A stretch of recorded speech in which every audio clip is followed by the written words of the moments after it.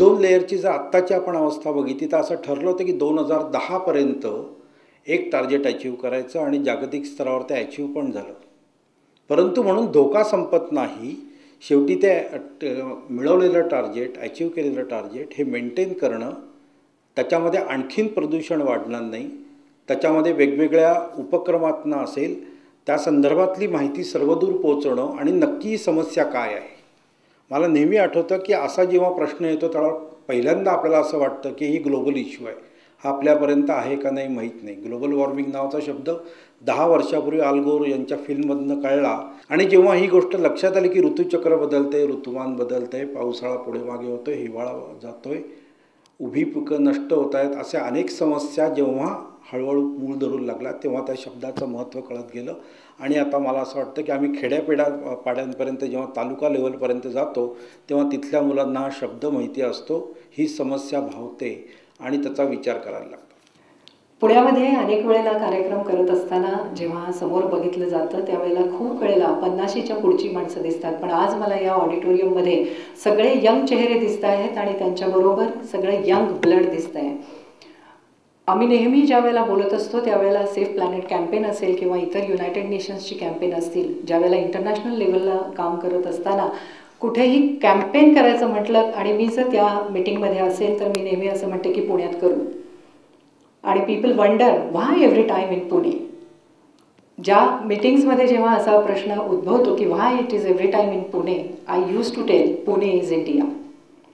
पुण्यातून जे सुरू होतं ते इंडियामध्ये विकलं जातं आणि मला असं वाटतं की मी पुण्यात राहते त्यामुळे मी प्रतिनिधित्व इंडियाचं करत असले तरीसुद्धा सगळ्यात चांगल्या गोष्टींची सुरुवात पुण्यातनं व्हायला पाहिजे आणि म्हणून आपण सेफ प्लॅनेट फिल्म फेस्टिवल पुण्यातनं चालू करतो आहोत. The campaign recognizes that the public needs to have access to information about chemicals and waste that threaten their lives, and that they need to have access to information about solutions and ways of protecting themselves.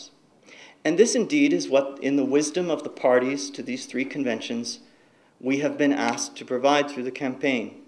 We've been asked to make available in an understandable way information that will raise awareness and provide solutions to these challenges to the general public.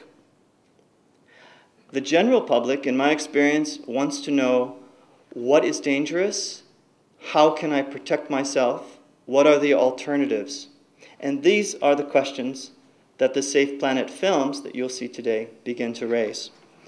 पुन्हा आपण जे हरित करण्याचं स्वप्न बघतोय ते आपल्या सर्वांच्या आयुष्यातच साकार होईल असं मला वाटतं. तेव्हा आपण सर्वांनी या सर्व गोष्टींचा विचार करावा आणि जे काही बदल करायचे असतील त्यांना वाव देण्यास आजपासूनच सुरुवात करावी. पण आपण सर्व गोष्टी लक्षात ठेवलं पाहिजे की आपण कुठेतरी कमी पडतोय आपल्या वसुंधरेला वाचवायला, या प्लॅनेटला वाचवायला.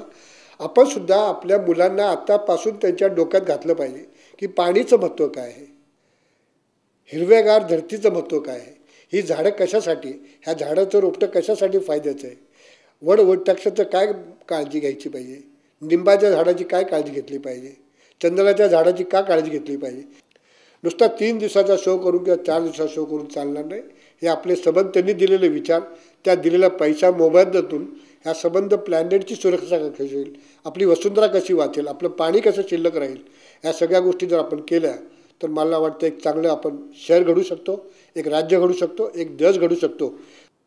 त्यांच्या बाबतीत मला असं म्हणावं असं वाटतं, उदाहरणार्थ ही तेर ही जी संस्था आहे की अंधार पडल्यानंतर पणती म्हणते की माझ्या परीने मी प्रकाश दाखवीन, मी सूर्या इतकी तेजस्वी नसेन पण माझ्या पद्धतीने मी प्रकाश दाखवीन. तसं काम ही तेरसारखी संस्था किंवा क्लब वसुंधरासारखी संस्था किंवा त्यांना पाठिंबा देणारी युनेप ही युनोची संलग्न संस्था, ही सगळी मंडळी त्यांच्या परीने करतायत.